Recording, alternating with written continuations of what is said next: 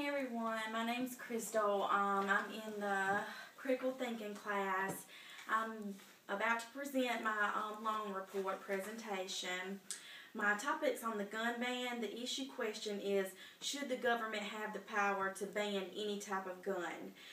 My argument, stating my conclusion first, is that the government should not have the power to ban any type of gun. That should be a choice of the people.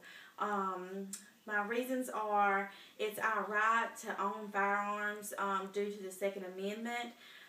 It's our right to protect ourselves. People who obtain firearms legally have to go through a process. It's a lengthy process. It can take anywhere from a few weeks to a couple months. There has to be a permit obtained, background checks done, and even whenever your background check's done and the permit is obtained, if you have a criminal background such as assault or any kind of violence done, even a felony, you cannot own a firearm legally. Let's see. The government should not have the right to ban any type of gun.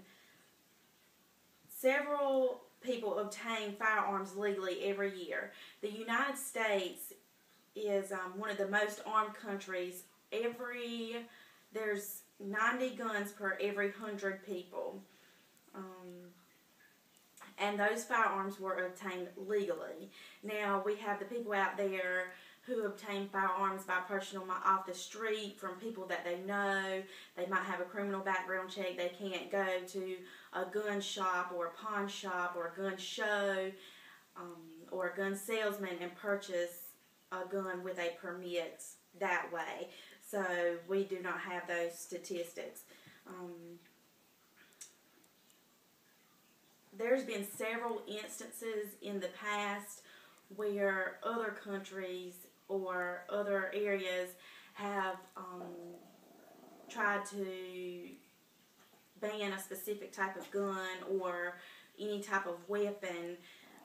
There's actually a couple facts that I found that I thought were very interesting that pertain to gun rights. One of those being that 2 days after the Sandy Hook incident, where all those innocent children and teachers and staff members were killed, Australia implemented, they called it a sweeping gun control measure. 12 days after they implemented that and took away firearms from people who had legally went through and purchased and had permits or what need you be to purchase firearms legally, 35 tourists were murdered. Let's see.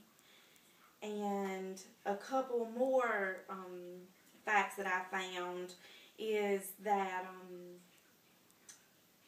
after gun control was implemented in the UK, women were raped twice as much as American women, and Australian women were raped 3 times as much. In 2008, it was reported that guns were easily and cheaply available on the streets of the UK, and statistics showed a 14% increase in the murder and manslaughter in the UK whenever they implemented gun control. We have the rights to protect ourselves.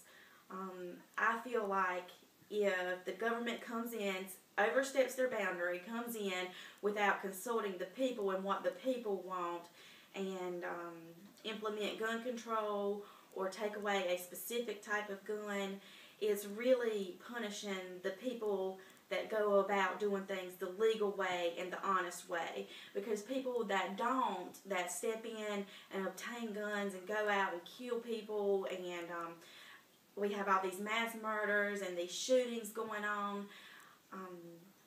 Everyone that I've researched, none of them had consent or a permit to own a firearm. So therefore, it's not the people that go through the process to obtain firearms that should be punished or should have their firearms taken away from them. The government should step back and take a look at how maybe they can control gun sales on the streets, or gun sales that are going on without a permit or the consent. Because I 100% agree that someone who has a felony or assault charge or anything like that should not be able to own a firearm.